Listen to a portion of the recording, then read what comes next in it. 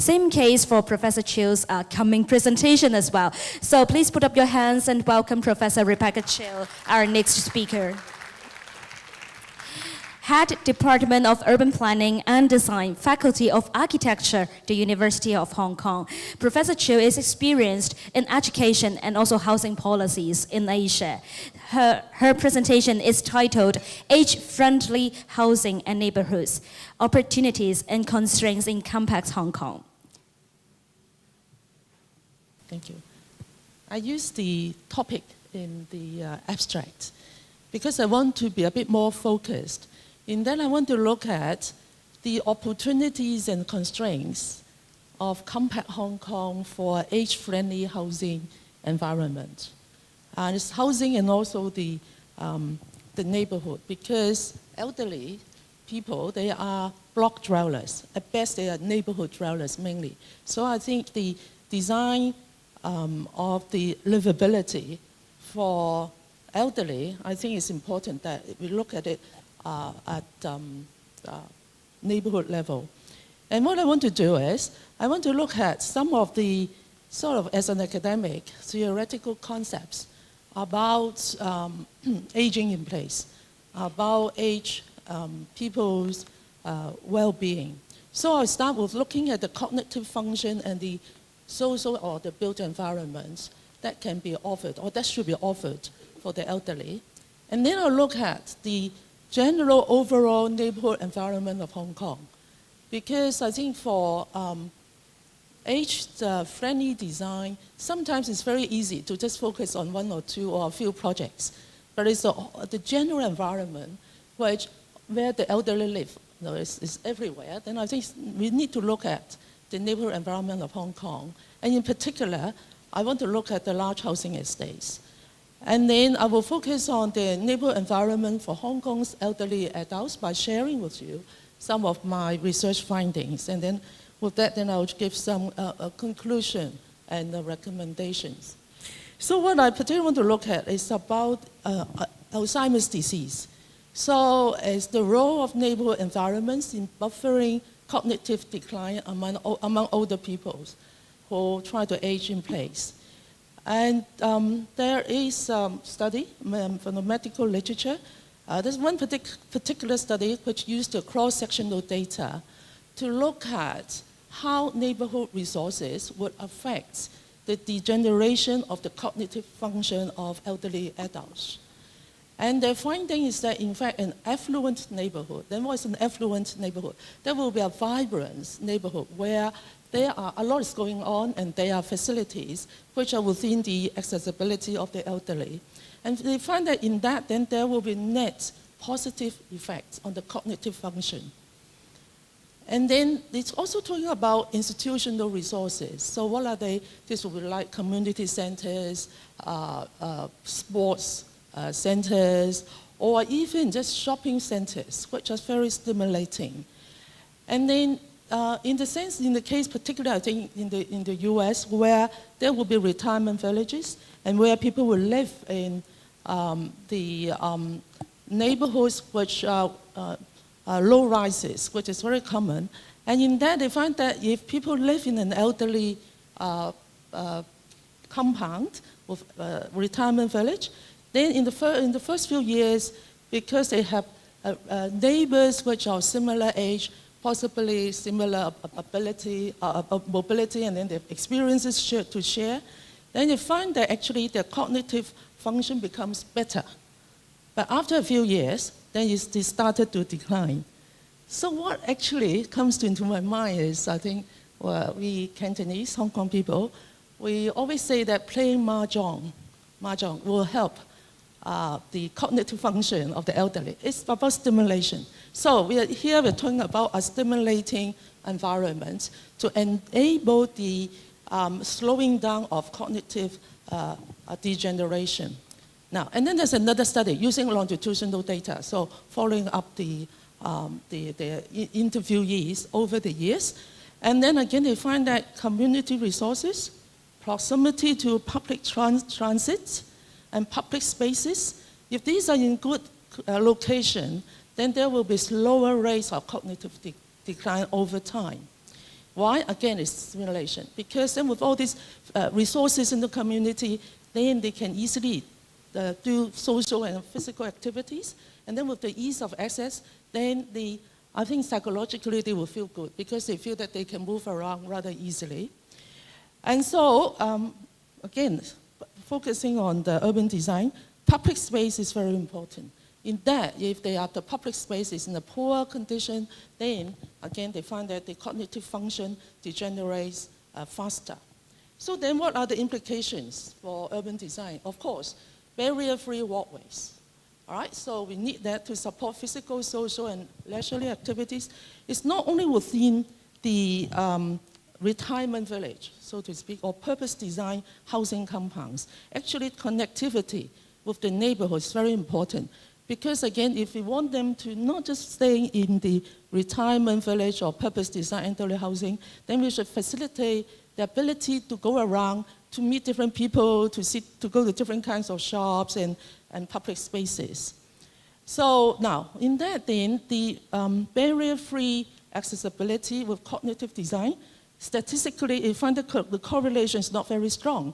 But the argument is, even though it's not very strong, but it's still easier to change the environment than changing the habit and the lifestyle of the elderly. So, elderly-friendly or elderly-supportive living environment will become very important.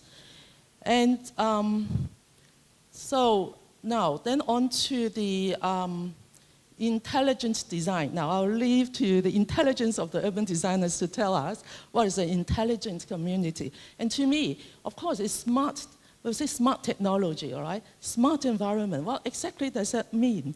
And how can we use smart technology to enable the elderly to be more active in their neighborhood? That I think is very important. Okay, now, so that's the theory. Coming back to Hong Kong, I just have some statistics a bit. Oh, it's very difficult to find the data, actually.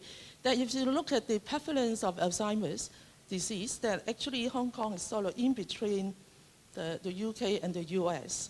But that, I think, I have, in fact, coming on with a big study, which would have the health data of the elderly, including everything, including Alzheimer's. Then I hope I will be able to give you another chance to present our research findings later.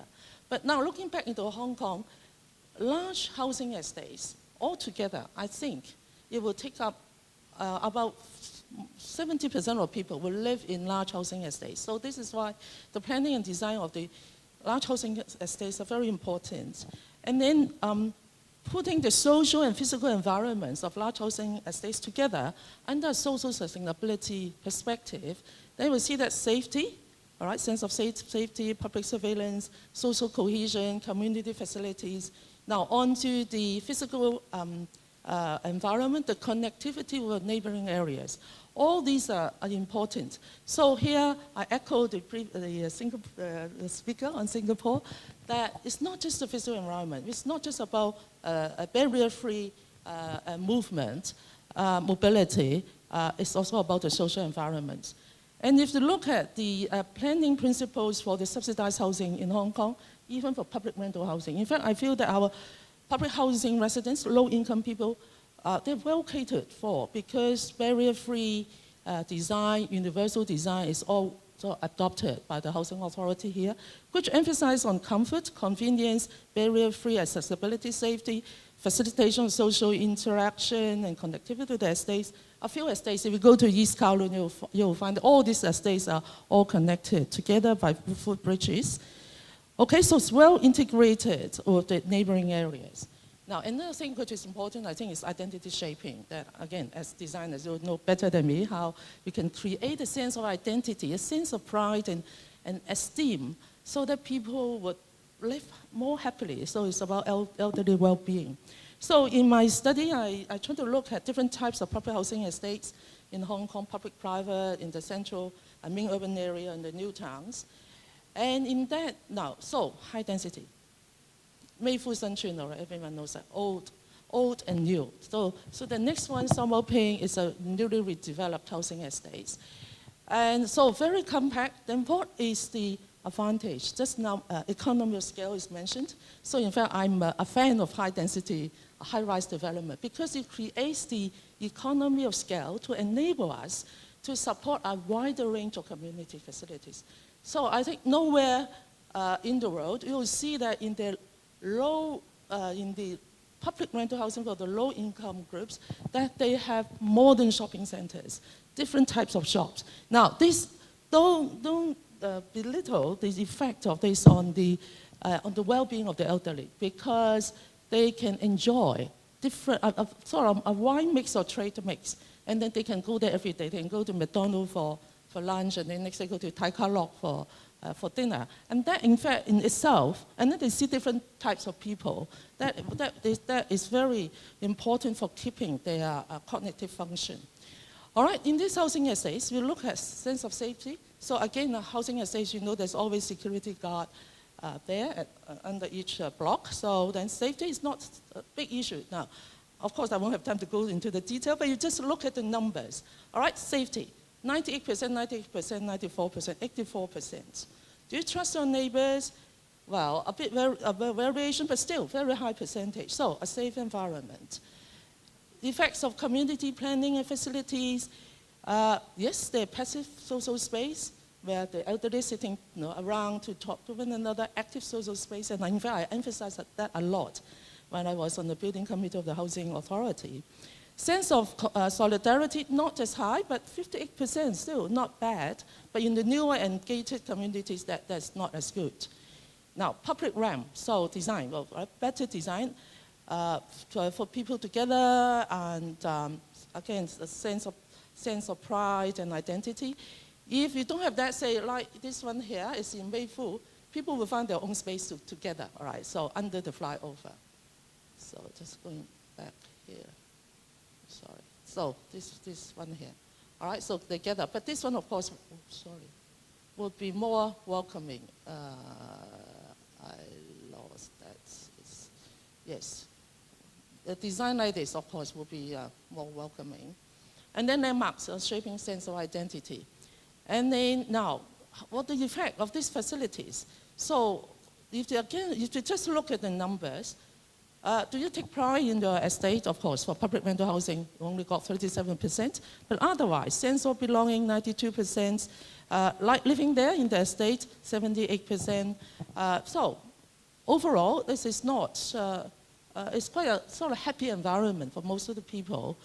And neighborliness, again, very important to give a supportive environment. So again, if you look at the percentage, generally quite high, 79% for being able to get help. And overall satisfaction with the neighborhood relationship, 80% plus. Now, facilities, of course, the public rental housing estates, they will have less facilities, but this table actually shows the basic facilities is all there. Higher order facilities, of course, only in private housing estates. Now, coming to the accessibility, even the public housing estates in Hong Kong, there's all sorts of multi-sensory map, tactile guidelines, and all this. So it helps accessibility. But given the hilly topography of Hong Kong, you can see that, oh, not this one here. No, sorry. I got one, yes, this one here.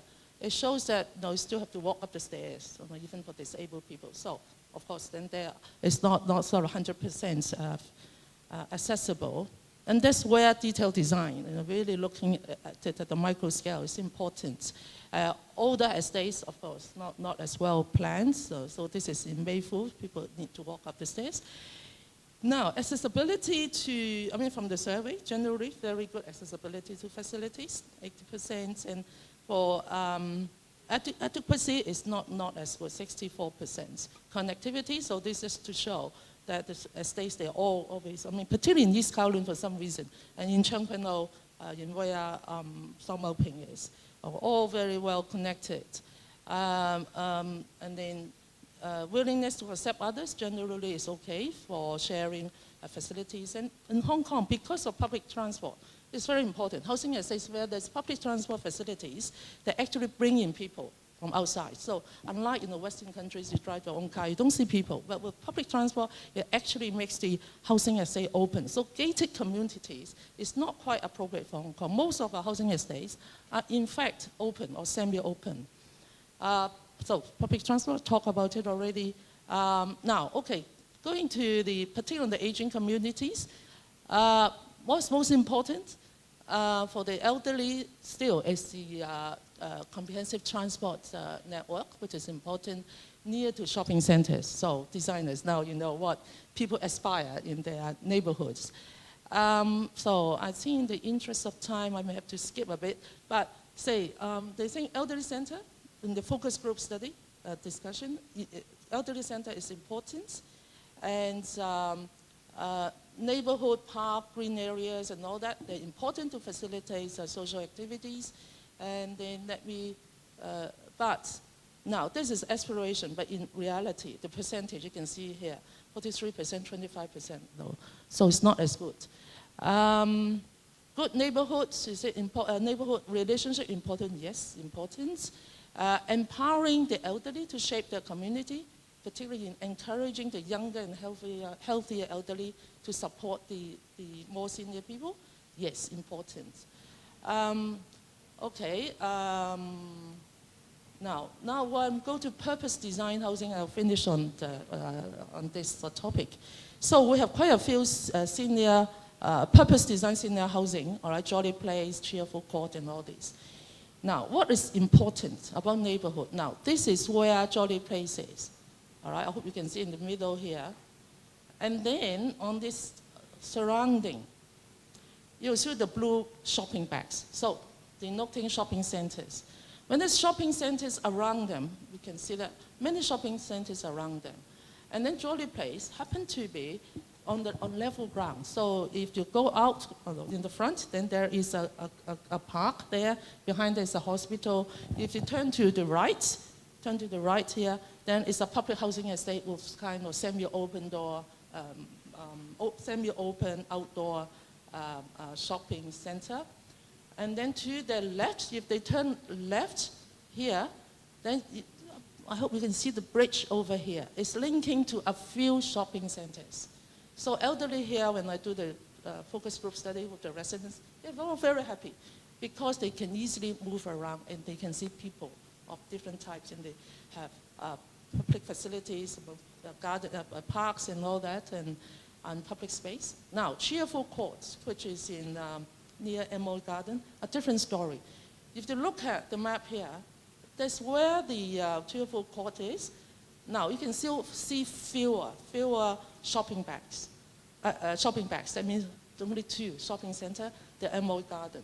But the problem is to move from that development, elderly housing, to here, to the Emerald Garden, they have to walk down the stairs.